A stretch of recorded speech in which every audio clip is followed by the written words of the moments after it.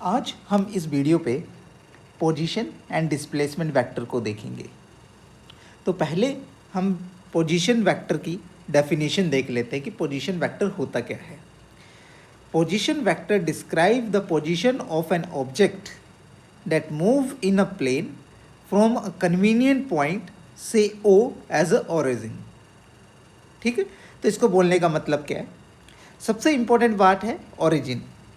किसी भी वेक्टर का अगर पोजीशन वेक्टर बताना है तो हमें एक ओरिजिन डिफाइन करना पड़ेगा।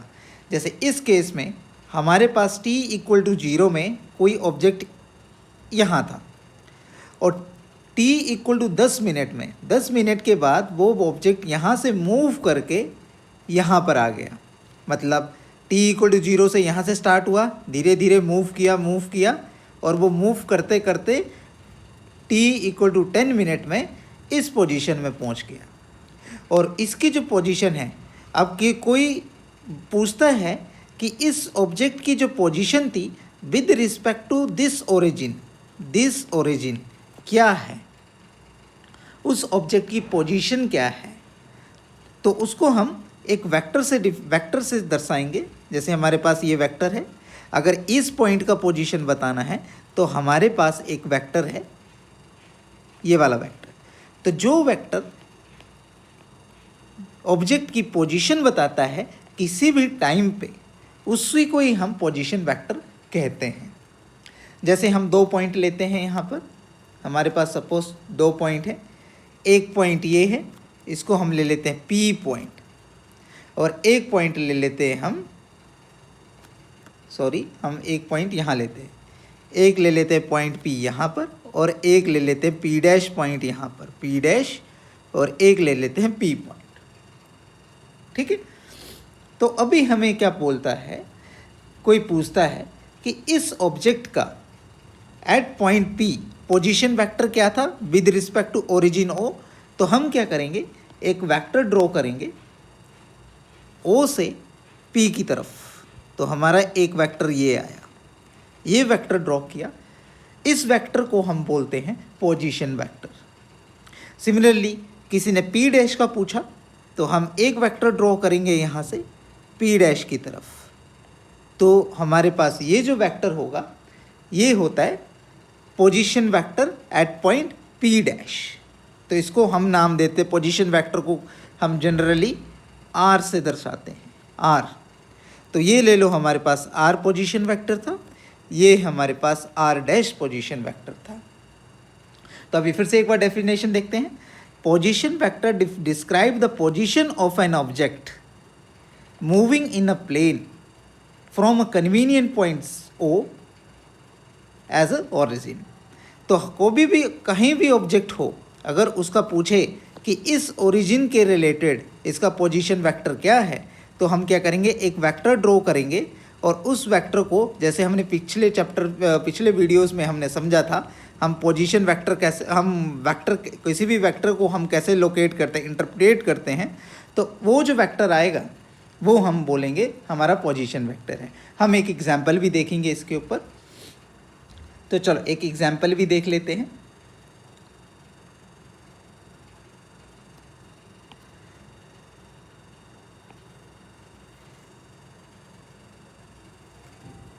तो मैंने एक एग्जाम्पल बना के रखा हुआ है इसमें कि पोजीशन वेक्टर को कैसे हम लिखते हैं और उसका क्या मतलब होता है इस कार्टेशियन कोऑर्डिनेट सिस्टम के थ्रू। तो इधर भी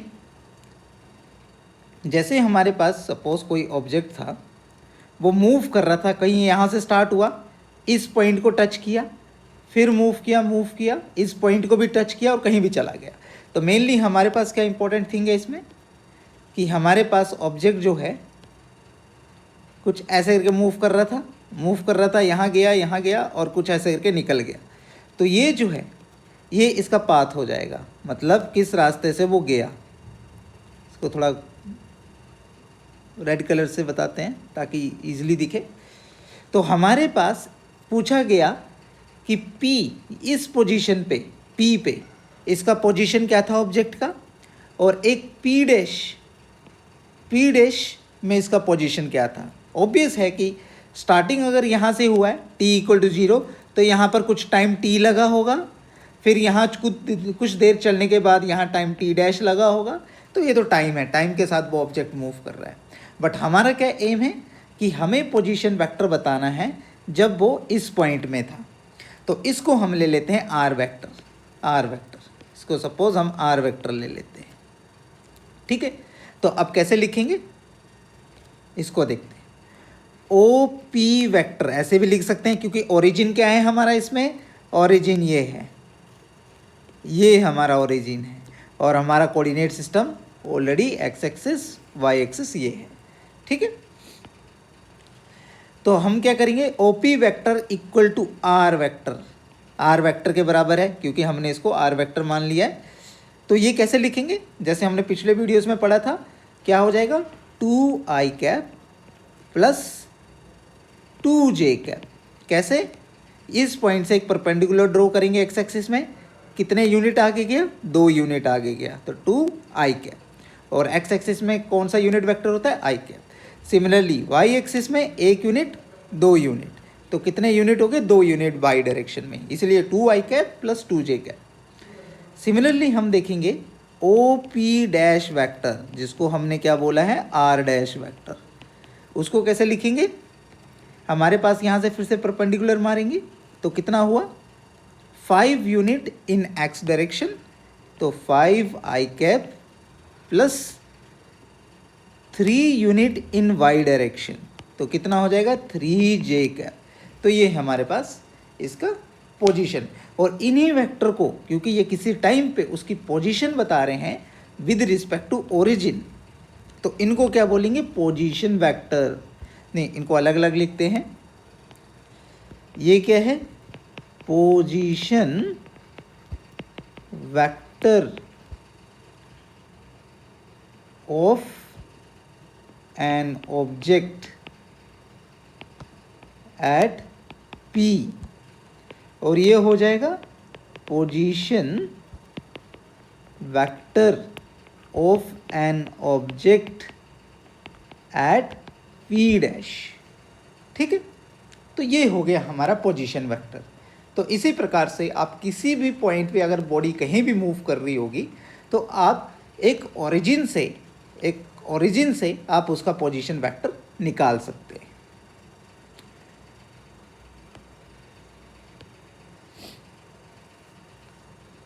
तो अभी हमने पोजीशन वेक्टर समझा कि पोजीशन वेक्टर होता क्या है। ठीक है, तो पोजीशन वेक्टर क्या है, position vector describe the position of an object moving in a plane from a convenient origin.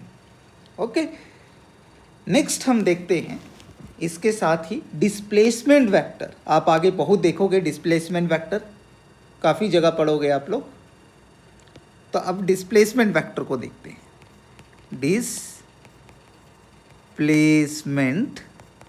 Vector, displacement vector क्या होता है, तो जैसे आपने किसी दो ऑब्जेक्ट का पोजीशन वेक्टर निकाल दिया, अभी आपको बोला है अगर कोई, इसी डायग्राम पे दोबारा से आते, अगर आपको बोला है कि आपके पास एक पॉइंट, पहले ऑब्जेक्ट यहाँ था, वो मूव करके यहाँ चला गया, तो हमें डिस्प्लेसमेंट निकालना है P से P डैश तक। तो वो हम कैसे निकालेंगे, हमें कुछ नहीं करना है इस केस में, हमें एक वेक्टर ड्रॉ कर देना है इधर से इसकी तरफ, मतलब इस पॉइंट से सीधा एक वेक्टर हमें इस तरफ को ड्रॉ कर देना है। जो ये वेक्टर आया इसको बोलते हैं डिस्प्लेसमेंट वेक्टर, डिस्प्लेसमेंट वेक्टर बोलते हैं इसको। ठीक है, तो बस इतना सा ही काम है डिस्प्लेसमेंट वेक्टर का। ठीक है, डिस्प्लेसमेंट वेक्टर, तो इसको एक ड्रॉ भी कर देता हूँ मैं डिस्प्लेसमेंट वेक्टर को, ये आपका सीधा वेक्टर, ये आपका डिस्प्लेसमेंट वेक्टर बन जाएगा।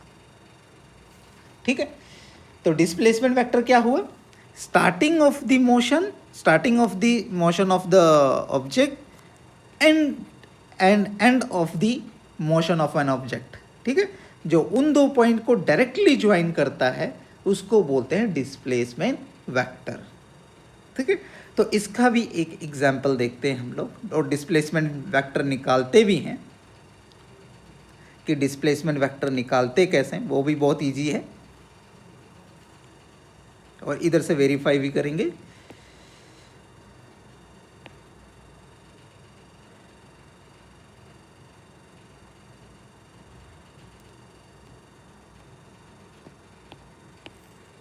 तो फिर से हमारे पास same coordinate system and same vector system. तो मैंने क्या बोला था कि आपके पास कोई ऑब्जेक्ट है, वो ऐसे करके मूव किया, और एक पॉइंट यहाँ पर हमने उसकी पोजीशन वेक्टर बताना था, और एक पॉइंट यहाँ पर बताना था, ठीक है। तो अब इसमें डिस्प्लेसमेंट वेक्टर क्या हो जाएगा, इस पॉइंट और इस पॉइंट के बीच कुछ नहीं है, हमें एक वेक्टर ड्रॉ कर देना है इन दो पॉइंट के बीच पे। तो वो जो वेक्टर होगा उसको हम डिस्प्लेसमेंट वेक्टर बोलते हैं, ठीक है। डिस्प्लेसमेंट वेक्टर हो जाएगा वो हमारा। तो चलिए डिस्प्लेसमेंट वेक्टर अब निकालते हैं। तो डिस्प्लेसमेंट वेक्टर मैं पी पी डैश ही ले लेता हूँ। पी पी डैश क्या हो जाएगा, पी पी डैश जो वेक्टर है that is my displacement vector, displacement vector, ठीक है। ये हमारा डिस्प्लेसमेंट वेक्टर हो जाएगा। तो ये कैसे निकालेंगे, तो वही जो हमने पिछले वीडियोस में पढ़ा था, law of triangle law of vector addition, वहाँ से निकाल पाएंगे। तो अभी देखिए हमारे पास एक वेक्टर है आर, एक वेक्टर है O P P dash vector. इसको मैं अलग कलर से लिखता हूँ, इसको मैं रेड कलर से, पी पी डैश वेक्टर है, ठीक है, पी पी डैश वेक्टर है। तो हम क्या लिखेंगे, triangle law of vector addition क्या बोलता है, from triangle law of vector addition, vector addition ये क्या बोलता है, ये बोलता है आर वेक्टर जो पोजीशन वेक्टर है पी पॉइंट का with respect to origin O, plus P P dash vector, ठीक है, P P dash vector equal to R dash vector, ठीक है, equal to R dash vector. तो यहाँ से हम पी पी डैश वेक्टर कैसे निकाल लेंगे, P P dash vector equal to R dash vector minus R vector. तो अगर आपको किसी भी दो पॉइंट के पोजीशन वेक्टर पता है तो आप उसका डिस्प्लेसमेंट वेक्टर इस तरीके से निकाल सकते हैं। तो चलो एक एग्जाम्पल लेते हैं इसका।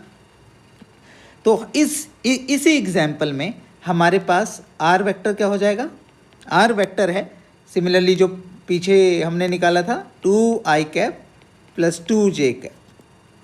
आर डैश वेक्टर क्या हो जाएगा, 5i कैप 3j कैप, ठीक है। हमें दोनों वेक्टर मिल गए, आर डैश वेक्टर भी मिल गया, आर वेक्टर भी निकल गया। तो अभी पी पी डैश वेक्टर क्या हो जाएगा, हमें क्या करना है, आर वेक्टर लिखना है 5i cap plus 3j cap minus 2i cap plus 2j cap. तो इसको हम कैसे सब्ट्रैक्ट करेंगे, इसको सब्ट्रैक्ट करेंगे हम क्या करेंगे, आई वाली टर्म जो है सेम कर लेंगे, 5 माइनस 2i कैप, आई वाली जो टर्म है उनको इकट्ठा कर दिया, और j वाली टर्म को हमने इकट्ठा लिख दिया। तो हमारे पास क्या वेक्टर बना, 3i कैप 1j कैप। तो ये जो वेक्टर आया this is our displacement vector, ये हमारे पास है डिस्प्लेसमेंट वेक्टर है, ठीक है, डिस्प्लेसमेंट वेक्टर। और ये कैसे ये डिस्प्लेसमेंट वेक्टर हुआ, देखिए ये वेक्टर हमारा कितना यूनिट आगे गया, एक्स एक्सिस में 1 यूनिट, 2 यूनिट, 3 यूनिट, 3 यूनिट आगे गया आई कैप में। तो हमें यहाँ 3 यूनिट ही दिखा, ये हमारा क्या है, 3 यूनिट है आई कैप में। और कितना यूनिट ऊपर गया, 1 यूनिट सिर्फ ऊपर गया, तो 1 यूनिट ऊपर गया तो हमें यहाँ 1 दिखा। तो इसलिए ये जो वेक्टर है हमारे पास डिस्प्लेसमेंट वेक्टर जो 3i cap plus 1j cap है। आई होप आपको ये समझ आया होगा।